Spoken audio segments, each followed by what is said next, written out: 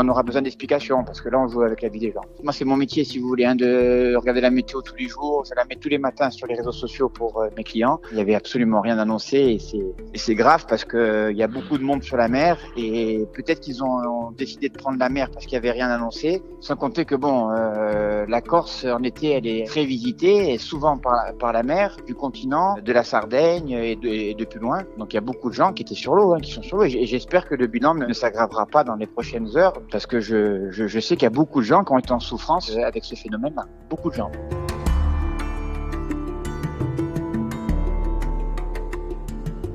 L'orage, c'est le cauchemar du météorologue puisque ce sont des événements qui en général sont assez localisés et qu'on a du mal à anticiper. En fait, on peut vous dire qu'il y a une situation orageuse, c'était le cas hier avec une vigilance jaune, en tout cas jusqu'à 8h30.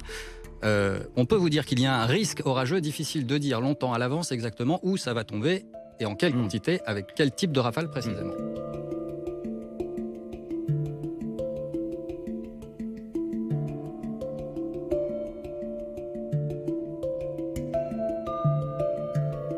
Avec des modèles de prévision de plus en plus fins et de plus en plus nombreux, il faut garder une expertise de prévisionnistes, d'ingénieurs et de techniciens. Et là, malheureusement, à Météo France, on fait le contraire. Au niveau des effectifs, on perd à peu près 3% par an. Imaginez-vous qu'en 2012, il y avait 3380 agents, je compte prévisionnistes, informaticiens, tous les agents de Météo France. Et en 2022, on est passé à 2500 agents. On a perdu 24% en 10 ans. Ça fait une différence dans le travail au quotidien. C'est plus difficile pour un prévisionniste de faire une prévision sur 3, 4, 5 départements, voire 18, que pour un département.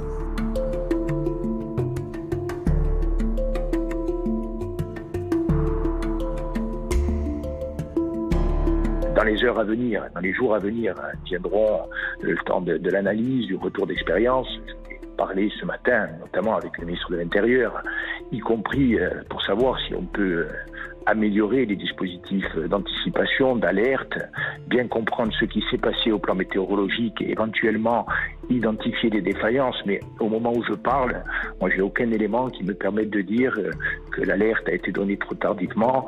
Ce que l'on sait d'ores et déjà, c'est que l'épisode d'hier a été d'une violence sans précédent, qu'il était y compris au plan technique, largement imprévisible. Donc moi, je me refuse ce matin à toute polémique.